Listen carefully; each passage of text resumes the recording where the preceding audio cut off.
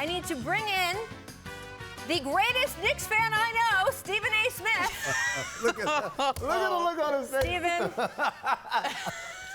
I'm supposed to ask you if this is something, nothing, or everything.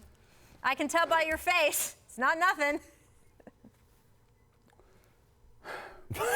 You know,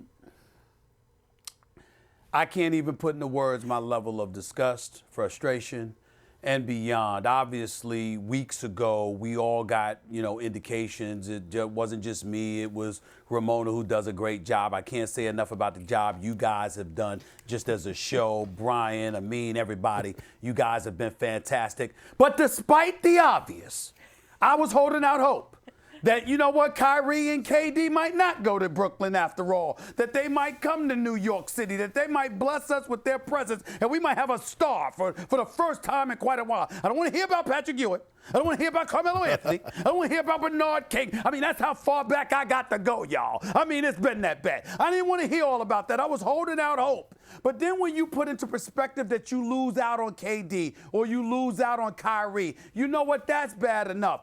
But it's not just that. It's KD, it's Kyrie, it's Kawhi, it's Klay Thompson, it's Jimmy Butler. It's everybody, for crying out loud. And then they had the nerve to get on my damn nerves by bringing up Boogie Cousins as if that was going to suffice. And I immediately picked up the phone, y'all, and called the Knicks and said, oh, hell no.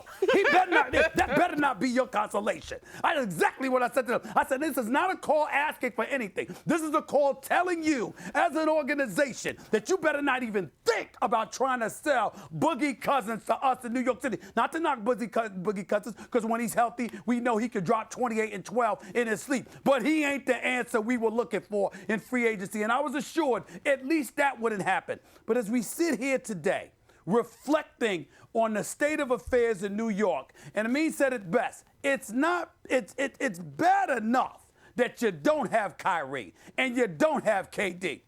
But both of them went 20 minutes away to traffic on Atlantic Avenue, to the Barclays Center instead of Madison Square Garden. And I'm looking at Sean Marks, who's done a fabulous job for the Nets. I'm looking at Kenny Atkinson, who's done a fabulous job. And let's not ignore Live Nation, because York and those brothers, the twin brothers, remember, his twin brother is running Live Nation. Don't think for 1 second they didn't have everything to do with what has been transpiring here with Kyrie and KD going to the Brooklyn Nets. But in the end, you're the New York Knicks, and not only did you lose out, but you lost out to Brooklyn. And then what do? You sit up there and you send Ramona and Woj information. Well, we weren't going to give him the max anyway. How stupid can you be? Well, that was my question, Stephen A. Do you have a bigger problem with the fact that they didn't?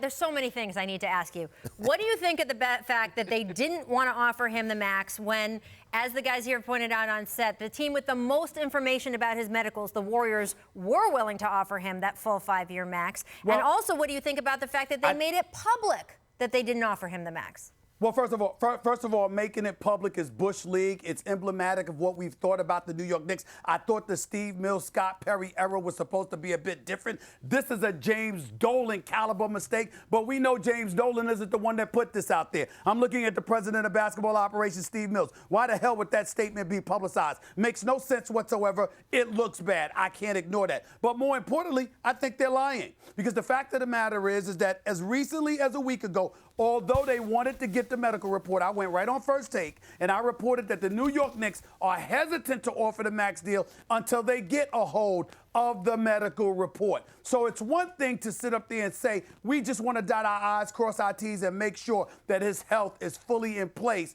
before we make the max offer. It's another thing entirely for literally minutes after losing out on him to Brooklyn.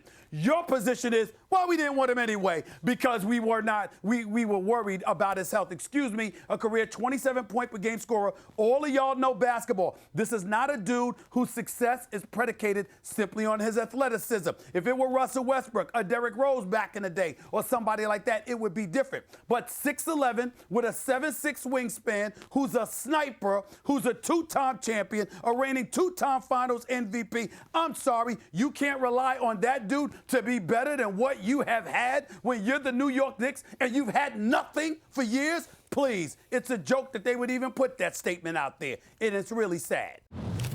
Thanks for watching ESPN on YouTube. For more sports highlights and analysis, be sure to download the ESPN app. And for live streaming sports and premium content, subscribe to ESPN+.